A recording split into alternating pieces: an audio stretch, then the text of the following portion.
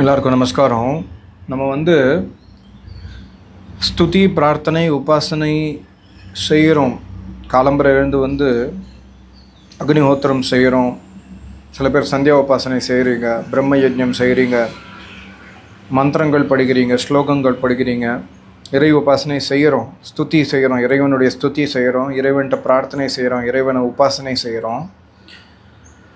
இதில் ரொம்ப ஒரு முக்கியமான விஷயம் கவனிக்க வேண்டியது என்னென்னா, அந்த உபாசனை பிரார்த்தனை செய்யும்பொழுது, நம்ம பிரார்த்தனை செய்யும்பொழுது என்ன மனசுக்குள்ளே நமக்கு என்ன விஷயம் வருது. ஒரு அப்பா தன்னுடைய மகனுக்காக மகளுக்காக பிரார்த்தனை செய்கிறார்.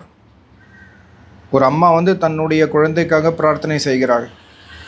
ஒரு வியாபாரி தன்னுடைய வியாபாரம் நல்லா நடக்கணும்னு பிரார்த்தனை செய்கிறான். இறைவன்ட்ட வேண்டுற, என்னுடைய வியாபாரம் நல்லா நடக்கணும், நல்லா ப்ராஃபிட் வரணும், நல்லா நான் பணம் சம்பாதிக்கணும், வீட்டில் எல்லோரும் நல்லா இருக்கணும். அதே மாதிரி நம்ம ஒரு வித்தியார்த்தியாக ஒரு மாணவன்னா மாணவங்கிற வேர்டு சான்ஸ்கிரிட்டில் மாணவன்னா அக்ஞானி. தமிழ்லேயும் மாணவன் தான், பட் சான்ஸ்கிரிட்டில் மாணவ அப்படிங்கிற வார்த்தைக்கு என்ன அர்த்தம்னா அக்ஞானி. ஸோ அதனால தான் தமிழ்லேயும் மாணவன் வந்திருக்கு போல இருக்குது. மாணவன்னா ஸ்டூடெண்ட்டு, நமக்கு ஒன்றும் தெரியாதனால நம்ம ஸ்டூடெண்ட்டாக இருக்கோம். ஸோ ஒரு மாணவன் பிரார்த்தனை செய்யும்பொழுது அந்த மாணவன் தன்னுடைய படிப்புக்காக பிரார்த்தனை செய்கிறான். நான் நல்லா மார்க் வாங்கணும், நான் நல்லா ஸ்டேட் ஃபர்ஸ்ட் வாங்கணும், இல்லாட்டி எனக்கு வேலை கிடைக்கணும், டிகிரி இந்த காலேஜில் நான் டிகிரி படிக்கணும். அந்த மாதிரி மாணவன் பிரார்த்தனை செய்கிறான், வித்யார்த்தி. ஸோ ஒவ்வொரு நம்ம ஒரு ஒய்ஃபு ஹவுஸ் ஒய்ஃபாக இருக்கா, அவள் என்ன பிரார்த்தனை செய்கிறா, என்னுடைய ஹஸ்பண்ட் நல்லா இருக்கணும், தீர்க்க ஆயுளில் இருக்கணும், நான் சுமங்கலியாக இறக்கணும், நான் சுமங்கலியாக சாவணும், என்னுடைய ஹஸ்பண்ட் நல்லா வாழணும், அப்படி அவள் பிரார்த்தனை பண்ணுறான். புருஷன் மனைவிக்காக பிரார்த்தனை பண்ணுறான். புருஷன் தன்னுடைய குடும்பத்திற்காக பிரார்த்தனை பண்ணுறான். டிஃப்ரெண்ட் நம்ம பிரார்த்தனை பண்ணுறோம். இந்த பிரார்த்தனை நிறையா சமயம் பலிக்கக்கூட செய்யும். அப்படி பலிச்சாலும் முதல் விஷயம், பிரார்த்தனை செய்யும் பொழுது நம்ம யாருன்னு நினச்சிட்டு நம்ம பிரார்த்தனை பண்ணுறோன்னா, நம்ம நான் ஒரு மனைவி, நான் ஒரு கணவன், நான் ஒரு ஹிந்து, நான் ஒரு இந்தியன், நான் ஒரு மாணவன், நான் ஒரு வியாபாரி, நான் ஒரு அம்மா, நான் ஒரு அப்பா, நான் ஒரு தாத்தா, நான் ஒரு பாட்டி, இந்த மாதிரி கதாபாத்திரத்தில் நம்ம நுழைஞ்சு நம்ம பிரார்த்தனை பண்ணுறோம் பாருங்களேன். அப்படி பிரார்த்தனை பண்ணும்பொழுது நிறைய தடவை பிரார்த்தனை கைகூடி விடும். நம்ம செஞ்ச பிரார்த்தனை ஸ்டேட் ஃபஸ்ட்டு வரணும்னு வேண்டிக்கிறோம், இல்லாட்டி நிறையா மார்க் வாங்கணும்னு வேண்டிக்கிறோம், இல்லாட்டி வேலை கிடைக்கணும்னு வேண்டிக்கிறோம், திருமணம் ஆகணும்னு வேண்டிக்கிறோம். பிரார்த்தனை கைகூடும், நிறையா தடவை கைகூடி விடும். அப்படி பிரார்த்தனை கைகூடி விட்டால் யாருக்கு அந்த பிரார்த்தனை உதவுகிறது, அதையும் நம்ம யோசிக்கணும். முதல் விஷயம், யார் பிரார்த்தனை செய்கிறான். ரெண்டாவது விஷயம், அந்த பிரார்த்தனை கைகூடுவதால் யாருக்கு உண்மையிலேயே சக்ஸஸ் கிடைக்கிறது. வியாபாரிக்கு சக்ஸஸ் கிடைக்கும். அம்மா குழந்தைக்காக வேண்டாம், அம்மாவுக்கு அந்த குழந்தை உடம்பு சரியாமல் இருக்கான், அம்மா வேண்டா, அந்த குழந்தை உயிர் பழைச்சிடுறான்னு வச்சுக்கோங்களேன். யாருக்கு இதனால் லாபம்? அம்மாவிற்கு லாபம், வியாபாரிக்கு லாபம், அப்பாவிற்கு லாபம், மாணவனுக்கு லாபம், மனைவிக்கு லாபம், புருஷனுக்கு லாபம், தாத்தா பாட்டி மாமா மாமி இவங்க எல்லாருக்கும் லாபம். சயின்டிஸ்ட்டுக்கு லாபம். சயின்டிஸ்ட் கூட பிரார்த்தனை பண்ணி ராக்கெட்டில் பூஜை பண்ணி ராக்கெட் விடுறான். சயின்டிஸ்ட் கூட அந்த ராக்கெட் வச்சுட்டு ராக்கெட்டில் குங்குமம் இடுறான், சந்தனம் இடுறான், அந்த விபூதி பட்டை இடுறான், அப்புறம் எலுமிச்சம்பழம் தொங்க என்னென்னமோ பண்ணி பூஜை பண்ணி அந்த ராக்கெட்டை விடுறான். ராக்கெட் சக்ஸஸும் ஆகிடுது. இதனால் யார் பயன்படுறா? இந்த ரெண்டு விஷயம் நம்ம நல்லா புரிஞ்சுக்கணும். முதல் விஷயம், யார் பிரார்த்தனை செய்கிறான். ரெண்டாவது விஷயம், யார் அந்த பிரார்த்தனையால் வெற்றி பெறுகிறான், யார் அந்த பிரார்த்தனையால் லாபம் அடைகிறான். இது ரெண்டுமே பார்த்தீங்கன்னா நம்ம கிடையாது. பிரார்த்தனை செய்கிறது நம்ம செய்யலை, நம்ம அந்த கதாபாத்திரமாக மாறி நான் ஒரு அம்மா அப்படின்னு நினச்சிட்டு நம்ம பிரார்த்தனை செய்கிறோம், நான் ஒரு அப்பா அப்படின்னு நினச்சிட்டு நம்ம பிரார்த்தனை செய்கிறோம், நான் ஒரு மாணவன் அப்படின்னு நினச்சிட்டு நம்ம பிரார்த்தனை செய்கிறோம். ஆனால் வேதத்துடைய அடிப்படை என்ன? அதனால தான் நமக்கு நிறையா பேர் வேத வழியில் ரொம்ப வருஷம் இருந்தும் தியானம் பண்ணியும் ஹோமம் பண்ணியும் நமக்கு இறைவனுடைய அனுபவம் ஏன் ஏற்படவில்லை என்றால், நம்ம கதாபாத்திரமாக பிரார்த்தனை செய்கிறோமே தவிர நம்மளாக பிரார்த்தனை செய்யலை. நம்ம ஜீவாத்மாவாக மாறி. அதனால் ஆச்சாரியர் ஒருத்தர் இருந்தார், ஞானேஸ்வர்னு, ரொம்ப ரொம்ப பயங்கர அருமையான தபஸ்வி. அவர் அடிக்கடி சொல்லுவார், பிரார்த்தனையில் காலம்பரை எழுந்து தியானத்தில் உட்காரும்பொழுது நான் கருப்பு, நான் சிவப்பு, நான் வியாபாரி, நான் அம்மா, நான் அப்பா, நான் ஆம்பளை, நான் பொம்பளை, இதை கூட மறந்துடணும். அந்த ஒரு மணி நேரம் பிரார்த்தனை செய்யும்பொழுது, தியானம் செய்யும்பொழுது, இறைவனுடைய உபாசனை செய்யும்பொழுது நீ ஆம்பளை நீ பொம்பளைங்கிறது கூட நீ மனசில் வச்சுக்கக்கூடாது. நீ ஜீவாத்மா, அவ்வளவுதான். மற்ற எல்லாம் நீ நடத்துகிற அந்த நாடகத்தில் கதாபாத்திரம், அவ்வளவுதானே தவிர நம்ம இறைவன்கிட்ட போகும்பொழுது நம்ம சுத்த ஸ்வரூபத்தை ஞாபகம் வச்சுக்க வேண்டும். உண்மையிலேயே அதுதான், நம்ம சுத்த ஸ்வரூபத்தை ஞாபகம் வச்சுக்கணும். நம்ம உணரணும், நான் அப்பா கிடையாது. நான் இறைவன்கிட்ட பிரார்த்தனை பண்ணுறேன், ஹோமம் பண்ணி ஹே இறைவா, என்னுடைய குழந்தைக்கு வந்து நல்ல புத்தி கொடு, என்னுடைய குழந்தைக்கு வந்து நல்ல ஆரோக்கியம் கொடு, செல்வம் கொடு, நல்ல வாழ்க்கை கொடு அப்படின்னு நான் வேண்டிக்கிறேன். ஆனால் நான் வேண்டும்பொழுது அப்பாவாக மாறிடுறேன். ஆனால் உண்மையிலேயே நான் எது அப்பா? நான் கிடையாது, நான் ஜீவாத்மா. அப்பா என்னுடைய உடல் அப்பா உடல். என்னுடைய உடல் வந்து புருஷன், என்னுடைய உடல் வந்து வியாபாரி, என்னுடைய உடல் வந்து ராஜா, இல்லாட்டி மந்திரி, இல்லாட்டி எம்எல்ஏ, இல்லாட்டி கவுன்சிலர். ஆனால் நான் யார்? நான் எதுவுமே கிடையாது. ஸோ பிரார்த்தனையுடைய வேதிக் தர்மத்தில் வந்து ரொம்ப ரொம்ப முக்கியமான பேசிக் இது தான். நம்ம ஹோமம் பண்ணும்பொழுதும் சரி, இப்போ தான் ஹோமம் பண்ணி முடித்தேன். காலம்பரை எழுந்த உடனே தியானம் பண்ணும்பொழுது என்ன மனசில் நினைக்கணும்? நான் அப்பா கிடையாது, அம்மா கிடையாது, ஆண் கிடையாது, பெண் கிடையாது, நான் இந்தியன் கிடையாது. நிறைய பேர் நம்ம இந்தியனாக மாறி பிரார்த்தனை செய்வோம். கிரிக்கெட் மேட்ச் நடக்கிறது, இந்தியா பாகிஸ்தான், நம்ம இறைவன்ட்ட வேண்டும், ஹே இறைவா இந்தியா வின் பண்ணோம். சப்போஸ் இந்தியா பாகிஸ்தான் மேட்ச் நடக்கிறது, இந்தியா வின் ஆகிடுச்சு, அதனால் யாருக்கு லாபம், யாருக்கு நஷ்டம்? ஆத்மாவுடைய ஸ்தானத்தில் வந்து நம்ம இது வந்து வெளிப்புறமாக பார்த்தா சத்தியமாக உங்களுக்கு புரியாது இந்த வீடியோ. இது ரொம்ப ஆழ்ந்த தத்துவம், இது ஆழமான தத்துவம். நம்ம வந்து ஆத்மஸ்வரூபத்தில் வந்து இறைவனுடைய ஸ்துதி, பிரார்த்தனை, உபாசனை செய்ய வேண்டும். அதனால தான் ஸ்ரீகிருஷ்ணர் சொல்லுவார் கீதையில், ஆத்மனி துஷ்டக. நீ இந்த யோகியை நீ பார்த்தேன்னா அர்ஜுனா, யோகி எப்படி இருப்பான்? யோகி ஆத்மனி துஷ்டக. யோகிக்கு வந்து நீ என்ன பண்ணாலும் அவனை நீ துக்கம் படுத்த முடியாது, அவனை நீ சந்தோஷப்படுத்த முடியாது. ஏன்னா அந்த யோகி தன்னுடைய ஆத்மபாவத்தில் எப்பொழுதுமே இருப்பார். நம்ம எப்பொழுதுமே ஆத்மபாவனையில் இருக்க முடியாது. அட்லீஸ்ட்டு கொஞ்ச நேரம் காலம்பரை எழுந்து ஒரு ஒன் ஹவர், ஒரு ½ அன் ஹவர், காலம்பரை 1 ஹவர், சாயங்காலம் 1 ஹவர், ஹோமம் பண்ணுற ½ அன் ஹவர், இந்த 1.5 ஹவர்ஸ் ஒரு நாளைக்கு 3 மணி நேரமாவது ஆத்மபாவனையில் இருக்க முடியுமாங்கிறத முயற்சி பண்ணோம். அப்போ 3 மணி நேரம் இருக்க முடியும்னா 24 மணி நேரமும் இருக்க முடியும். அது டைம் ஆகும். ஓகே, அட்லீஸ்ட்டு ப்ராக்டிஸ் பண்ணும்பொழுது நம்ம காலம்பரை எழுந்த உடனே நான் வந்து மனைவி, இப்போ காலம்பரை எழுந்துக்கிற மனைவி எழுந்த உடனே அவள் தியானத்தில் போய் உட்காரும்பொழுது அவளுக்கு என்ன தோணுன்னா, சரி இந்த 15 நிமிஷம் தியானம் பண்ணிட்டு காயத்ரி ஜபம் பண்ணிட்டு நான் போய் காஃபி போடணும், நான் வந்து பெருக்கி துடைக்கணும், நான் வந்து போய் கோலம் போடணும் வாசலில், இல்லாட்டி போய் பால் வாங்கிட்டு வரணும், இல்லாட்டி 10 பாத்திரம் நேற்று நைட்டு தேய்க்கல, அந்த பாத்திரம் இருக்குது அதை போய் தேய்க்கணும். இந்த மாதிரி நினப்பில் உட்காராதீங்க. அதே மாதிரி ஆம்பளையாக இருந்தாலும் உங்களுடைய வேலையை வச்சு நான் வந்து நான் ஆஃபீஸ் போகணும், இந்த மீட்டிங் எடுக்கணும், அவனுக்கு ஃபோன் பண்ணோம், அந்த பில்லு கட்டணும், அது பேர் என்ன, இந்த ஃபீஸை அரேஞ்ச் பண்ணணும், அந்த மாதிரி நினைப்பில் வந்து நீங்கள் உபாசனை ஆரம்பிச்சிங்கன்னா நீங்கள் உங்கள் வாழ்க்கையில் சக்ஸஸ் வந்தாலும் அந்த சக்ஸஸை அனுபவிக்கிறது உங்களுடைய சரீரம் தான், நீங்கள் கிடையாது. அதாவது புரிஞ்சுக்கோங்க, ஜீவாத்மா இருக்கிறதுனால தான் உடல் அனுபவிக்கிறது, அது வேறு விஷயம். பட் உண்மையிலேயே சக்ஸஸ் யாருக்கு கிடைக்கிறது? ஜீவாத்மாவிற்கா கிடைக்கிறது? இல்லையே. அடுத்த ஜென்மத்தில் திருப்பி நம்ம இதே வேலையை வேறு ஒரு யோனியில் செய்வோம். ஒரு நாயாவோ நரியாவோ பிறந்து சேம் வேலையை அங்கே போய் செய்வோம். தூங்கிறது, சாப்பிட்றது, சமைக்கிறது, எடுத்துகிட்டு வர்றது, போக்குவரத்து எல்லாம் பண்ணுவோம். அந்த யோனியில் போய் இந்த யோனியில் பண்ணிட்டு இருக்கோம் மனுஷனாக மாறி. அடுத்த ஜென்மத்தில் இதே வேலையை இப்போ பண்ணோன்னா அடுத்த ஜென்மத்தில் அதே வேலையை தான் பண்ணோம். ஸோ புரிஞ்சுக்கோங்க. ஸோ காலம்பரை எழுந்து உபாசனை செய்யும்பொழுது முதல் விஷயம் ஆத்மபாவத்துக்கு வரணும். இப்போ நான் வந்து குழந்தை கிடையாது, என்னுடைய அப்பாவுக்கு நான் பையன் கிடையாது, என்னுடைய அம்மாவுக்கு நான் பையன் கிடையாது, நான் பொண்ணு கிடையாது, நான் என்னுடைய மனைவிக்கு நான் புருஷன் கிடையாது, நான் எதுவுமே கிடையாது, நான் வந்து சுத்த ஜீவாத்மா,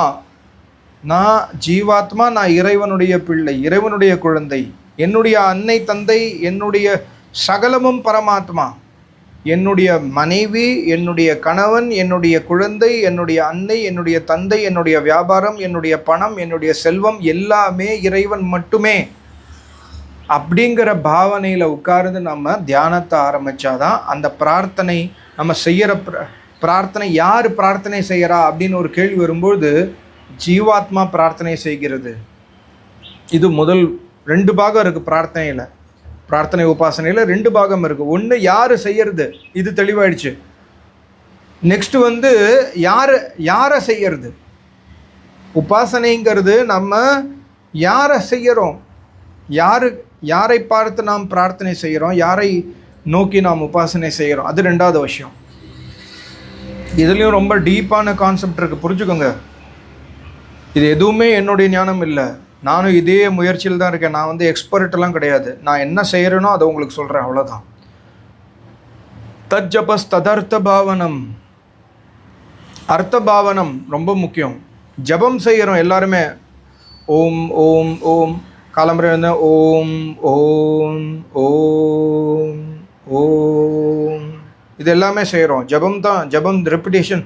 ஓம் பூர் புவஹ ஸ்வஹ, காயத்ரி மந்திரம் சொல்கிறோம், இல்லாட்டி ஓம் ஜபம் செய்கிறோம், இல்லை திரம்பகம் யஜாமஹே செய்கிறோம், எல்லாமே செய்கிறோம்.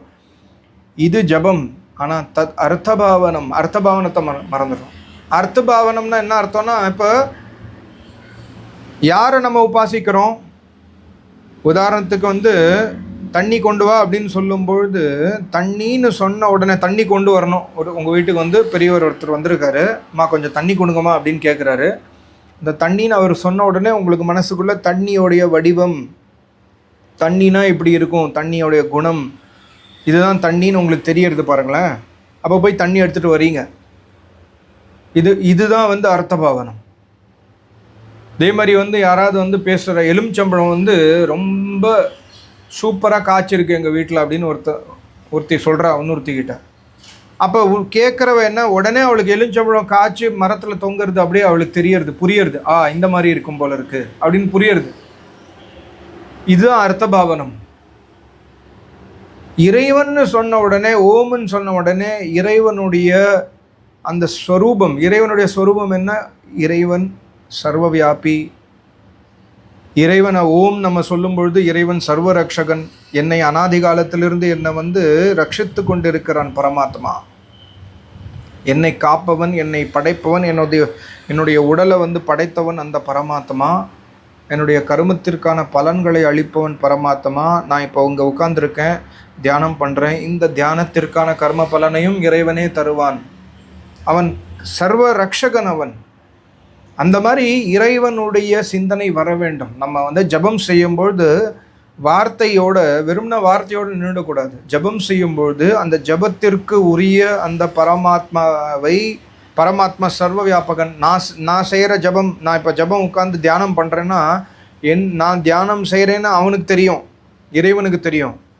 இறைவன் என்ன பார்த்துட்டு இருக்காருன்னு எனக்கு கன்ஃபார்ம்டாக தெரியாது, அனுமானத்தில் தெரியும், வேதத்தில் இருக்கிறதபடி தெரியும். ஆனால் கன்ஃபார்ம்டாக இன்னும் ரியலைசேஷன் வரல. ஓகே, ரியலைசேஷன் வரும், கண்டிப்பாக வரும். ஃபஸ்ட்டு விஷயம் என்னென்னா, இறைவன் என்ன பார்த்துட்டுருக்கார், இறைவனுடைய பேர் தான் ஓம். அந்த இறைவன் வந்து இந்த இடத்துல என் கூட இருக்கார், என் கூட உட்கார்ந்துட்டு இருக்கார். அந்த ஓம்னு சொல்லும்பொழுது அந்த இறைவனோட நம்ம லிங்க் பண்ணோம். இது பேர் தான் அர்த்தபாவனம். இது யார் உபாசனை செய்கிறார், ஜீவாத்மா உபாசனை செய்கிறது. யாரை உபாசனை செய்கிறார், இறைவனை உபாசனை செய்கிறார். எப்போ நம்ம அர்த்த பாவனத்தோட கனெக்ட் பண்ணுறோமோ அப்போ தான் அந்த உபாசனையாக மாறும். இல்லாட்டி என்ன ஆகுன்னா, சும்மா உட்காந்துட்டு இருப்போம், மனசுக்குள்ளே சினிமா ஓடின்னு இருக்கும். நேற்று நான் என்ன பண்ணேன், அந்த புடவை கட்டிட்டேன், இந்த இடத்துக்கு போனேன், இப்படி வண்டி ஓட்டினேன், அந்த வண்டி பார்த்தேன், இந்த வண்டி ரிலீஸ் ஆகிருக்கு. எல்லா ட்ராமா சினிமாவும் மனசுக்குள்ளே ஓடும் அர்த்தபாவனம் பண்ணலைன்னா. வெறும் மனசில் சொல்லும் ஓம் ஓம் ஓம் ஓம் பூர்புவஸ்வதத்சவிதுர்வரேண்யம் பிருகோ தேவஸ்ய தீமஹி தியோ யோ நஹ பிரச்சோதயாத், இது எல்லாமே சொல்லுவோம். ஆனால் மனசுக்குள்ளே என்ன ஓடும், சினிமா ஓடும். இப்போ புஹு இதிவை பிராணஹ, இறைவன் பிராணஸ்வரூபன், பிராணத்தை விட பிரியமானவன் அப்படின்னு சொல்லும்பொழுது பிராணத்தை விட பிரியமானவன் பிராணஸ்வரூபன். அப்போ எப்படி அந்த இறைவனை நம்ம உணர்றது? பிராணஸ்வரூபன் சொல்லும்பொழுது எப்படி இறைவனை நாம் உணர வேண்டும் அப்படிங்க பார்க்கும்பொழுது, இப்போ உடம்பில் இப்போ மூச்சு இப்போ எனக்கு மூச்சு இப்போ வெளில போயின்ட்டுருக்கு. இப்போ வெளில போயிடுது கம்ப்ளீட்டாக. வெளியில் மூச்சை நிறுத்திட்டேன், கம்ப்ளீட்டாக நிறுத்திட்டேன். இப்போ மூச்சு வெளில இருக்கும்பொழுது இப்போ மூச்சு இழுத்துட்டேன், முடியல. ஒரு ஸ்டேஜ் வரைக்கும் மூச்சை நீங்கள் நிறுத்தலாம், அதுக்கப்புறம் நிறுத்துறது ரொம்ப கஷ்டம். இன்னும் நிறுத்த முயற்சி பண்ணுங்கள். எந்த ஸ்டேஜில் உங்களுக்கு மூச்சு இழுக்கணும்னு தோன்றதோ அந்த ஸ்டேஜில் மூச்சை வெளியிலே நிறுத்துங்க, உள்ளே இழுக்காதீங்க. ஒரு 10 செகண்ட் வெளில நிறுத்துங்க, அப்புறம் இன்னொரு 5 செகண்ட் எக்ஸ்ட்ரா வெளில நிறுத்துங்க. அப்போ என்ன ஆகும்? துடிப்பு வரும், அப்படியே நடுங்குவீங்க, உங்களுக்கு மூச்சு இழுத்தே ஆகணும்னு வரும். அந்த மூச்சு இழுக்கலைன்னா இறந்துருவோம், அந்த மாதிரி சுச்சுவேஷன் வரும். அப்போ அந்த இடத்துல எப்படி ஃபீல் பண்ணுறீங்க? அது பேர் தான் பிராணஸ்வரூபன். இறைவன் பிராணஸ்வரூபன். அந்த இடத்துல எப்படி நம்ம ஃபீல் பண்ணுறோம்? பிராணம் இல்லை என்றால் என்னால் உயிர் வாழ முடியாது, அந்த ஃபீலிங் இருக்குது பாருங்களேன். அதுதான் இறைவனோட அந்த இடத்துல லிங்க் பண்ணோம். புகு இத்திவை பிராணக. ஸோ இது பேர் தான் அர்த்த பாவனம். அதே மாதிரி புவக இத்தியவை அபானக, துக்கத்தை அறுப்பவன். நமக்கு எக்கச்சக்க துக்கம் இருந்தாலும் நமக்கு கோடானு கோடி துக்கத்தை ஆல்ரெடி இறைவன் டெய்லி அழிச்சுட்டே இருக்கார். ஒரு நாள் கண்ணை மூடிண்டு, இல்லாட்டி ஒரு நாள் ஃபுல்லாக வாயை மூடிண்டு உட்காந்து பாருங்கள். யாரோடையும் பேசக்கூடாது, வீட்டில் எல்லோரும் இருப்பாங்க, யாரோடையும் பேசக்கூடாது, முடியும், ரொம்ப கஷ்டம். அதுமாரி ஒரு நாள் ஃபுல்லாக கண்ணை மூடிண்டு வேலை செஞ்சு பாருங்கள், கஷ்டம், முடியவே முடியாது. அப்போ இறைவன் ஆல்ரெடி எனக்கு கண்ணு கொடுத்து என்னுடைய துக்கத்தை போக்கியிருக்காரு. ஸோ இறைவன், இறைவன், நீ என்னுடைய துக்கத்தை இந்த உடல் மூலமாக ஏற்கனவே நீ தீர்த்துட்ட, இதுக்கு மேலேயும் நான் இன்னும் உங்ககிட்ட கேட்டுருக்கேன். அப்போ அந்த இறைவனுடைய இது அர்த்த பாவனம். புவக காயத்ரி ஜபம் பண்ணும்பொழுது இந்த மாதிரி அர்த்த பாவனத்தோடு செய்யணும். அதே மாதிரி பர்கோ சொல்லும்பொழுது, என்கிட்ட காமம் இருக்குது, குரோதம் இருக்குது, லோபம் இருக்குது, நான் பொறாமைப்படுறேன், பேராசைப்படுறேன், துவேஷம் படுறேன், மற்றவனை கேவலமாக பேசுகிறேன், இது எல்லாமே எவ்வளோ அசிங்கமான விஷயம். இதற்கு ஆப்போசிட் இறைவன். இறைவன்கிட்ட காமம் கிடையாது, இறைவன்கிட்ட கோபம் கிடையாது, குரோதம் கிடையாது, லோபம் கிடையாது, ஈர்ஷா துவேஷம் கிடையாது, யாரையும் ஏமாற்ற மாட்டார். இது பர்கஹ, அந்த மாதிரி அர்த்த பாவனம். ஸோ இது பிரார்த்தனை யார் செய்கிறார், பிரார்த்தனை யாரை நோக்கி செய்கிறார், உபாசனை யார் செய்கிறார், உபாசனை யாரை நோக்கி செய்கிறார் இப்படிங்கிற விஷயத்தை நம்ம புரிஞ்சுண்டு, இது இப்போ இந்த வீடியோ போட்டேன் பாருங்களேன், ஒரு தடவை கேட்டு நல்லா இருக்குது சூப்பர் அப்படின்னு சொல்லிட்டு போயிடாதீங்க. திருப்பி நான் சொன்ன விஷயத்தில் நிறைய விஷயம் இன்னும் நீங்கள் டிரைவ் பண்ணலாம். இந்த மாதிரி இறைவனை பற்றி நம்ம யோசிக்கணும். நான் இறைவனை பற்றி இப்போ உட்காரும் பொழுது நான் ஆத்ம பாவனையில் உட்காரணும். அது மட்டும் இல்லாமல் எவ்வளவு நேரம் முடியுமோ அவ்வளவு நேரம் ஆத்ம பாவனையில் இருக்கிறதுக்கு முயற்சி பண்ணோம். லைஃப்பில் மேக்ஸிமம் டைம் ஆத்ம பாவனையில் இருக்கிறதுக்கு முயற்சி பண்ணோம். யாராவது ஒருத்தர் உங்களை கேவலப்படுத்தி பேசிட்டா உடனே ஆத்ம பாவனைக்கு வந்துடுங்க. யாரை கேவலப்படுத்தினா? என்னுடைய உடலை கேவலப்படுத்தினா. சரி, ஓகே, நான் குண்டாக இருக்கேன், சரி, நான் அசிங்கமாக இருக்கேன், எனக்கு ஒரு உடம்பில் ஒரு இது என்ன சொல்கிறது, ஸ்ட்ரக்சர் கிடையாது, உடம்பில் ஒரு வடிவம் கிடையாது, நான் ரொம்ப கேவலமாக இருக்கேன். யாராவது என்னுடைய கேவலமான உடம்பை பார்த்து கேவலமாக சொல்லிட்டாங்கன்னா உடனே ஆத்ம பாவனைக்கு வந்துடணும். சரி, என்னுடைய உடல் அப்படி இருக்குது, ஆனால் நான் அப்படி கிடையாது. அவள் என்னுடைய உடலை தப்பாக சொன்னான், என்னை தப்பாக சொல்லலை, இட்ஸ் ஓகே. அப்போ அந்த ஆத்ம பாவனையில் வரும்பொழுது துக்கம் ஆட்டோமேட்டிக்காக வெளில போகும். ஆத்ம பாவனையில் வரும்பொழுது நம்ம பிரார்த்தனை கைகூடவில்லை என்றாலும் கைகூடி விட்டாலும் நமக்கு தெரியும் சக்ஸஸ் யாருக்கு. என்னுடைய உடலுக்காக நான் வேண்டினேன், எனக்கு கல்யாணம் ஆயிடுச்சு. உடல் தானே திருமணமாகுது. ஹஸ்பண்ட் ஒய்ஃப் 2 பேரும் உடலாக சேர்றாங்க. உடல் அண்ட் உடல் கனெக்ஷன் தான், அவ்வளோதான். சக்ஸஸ் ஆகிடுச்சு, கல்யாணம் ஆகிடுச்சு, ஓகே ஃபைன். ஆனால் யார் உண்மையிலேயே சக்ஸஸ் ஆனால்? நான் சக்ஸஸ் ஆகலை, என்னுடைய சக்ஸஸ் வேறு, என்னுடைய ரியாலிட்டி வேறு. இது ஆத்மா பாவனை. அதே மாதிரி மனைவி இறந்துட்டா, பசங்க இறந்துட்டாங்க, இது ரொம்ப ஈஸி, நான் ஈஸியாக சொல்லிடுறேன். பட் நாளைக்கு என்னுடைய மனைவி இறந்தாலும் என்னுடைய பசங்க இறந்தாலும் எனக்கு அவ்வளோ சீக்கிரமாக அதை ஏற்றுக்க முடியுமானா ரொம்ப கஷ்டம்தான். பட் ஆத்ம பாவனையில் வரத்துக்கு முயற்சி பண்ணிகிட்டே இருந்தால் அவங்க விட்டு பிரியும்பொழுது நமக்கு துக்கம் வராது. நமக்கு புரிஞ்சிடும், ஓகே, உடல் என்றைக்காக இருந்தாலும் உடல் உருவாச்சு, ஒரு நாள் போய் தான் ஆகணும். ஸோ இது ஆத்ம பாவனை. ஸோ நம்ம செய்கிற ஸ்துதி, பிரார்த்தனை, உபாசனை, நம்ம செய்கிற தியானம் எல்லாமே நம்மளை துக்கத்துலேருந்து வெளில வர வருவதற்கான ப்ராக்டிஸ் அது.